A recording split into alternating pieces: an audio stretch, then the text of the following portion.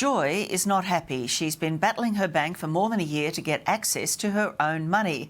Now the bank has told the grandmother she'll have to fly to Japan to get the cash. Well, I think it's just stupid. Insane. Insane's a better word for me than stupid. Yeah. What a great yarn. Travellers' checks back in 2021. It's unbelievable. It all started with a trip to Japan 30 years ago. She may have slowed down a bit now, but in her day, 78-year-old Joy Gordon travelled the world. And when she did, she always took travellers' checks with her. So, Joy, I don't think I've seen travellers' checks like these for a long time. How much are they worth, do you think? Oh, a little over 1,080 cents Australian. In the old days, we used to buy them in a bank and pay Australian dollars and get foreign currency in cheque format back. They were a little bit safer than actual cash. Travel expert Quentin Long.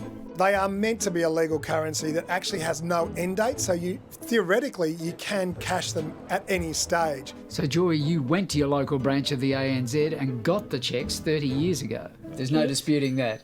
No, I've got the card and the paperwork that proves it. Trouble is, Joy didn't spend all the travellers' checks on her holiday, and she's hung on to them ever since.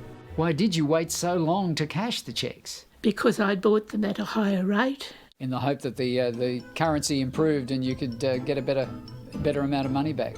Yeah, it didn't happen. When Joy comes down to the bank which sold her the travellers' cheques 30 years ago, she's told the only way the cheques can be processed is if they're sent to Japan. Then, sometime later, she's told no deal. The only way she can get her cash back is if she goes to Japan herself. I thought it was insane. Go to Japan just to cash the cheques?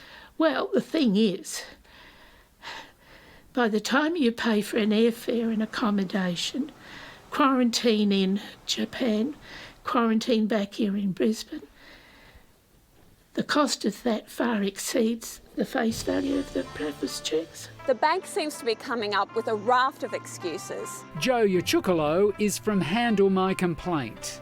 When the travellers' cheques were sold to Joy, she was told that they never expired and she'd be able to redeem them all over the world. So why is this any different? An email to Joy from the bank says, due to the high value of the cheque, ANZ Japan have confirmed you will need to be in attendance in their branch before they will process the cheque. Well, I can't go to Japan. I don't think any of us are going to Japan in that. No. Aren't I lucky the virus is here to stop all this? And you've been battling this for 18 months now. Yes, I started first in September 2019 and then with Travelex, and it's been going on since with ANZ from August 2020 last year. Travelex, which sells foreign currency to travellers, also told Joy they couldn't help. They advised to send the cheques to a bank in Japan, which Joy did, but her mail came back unopened.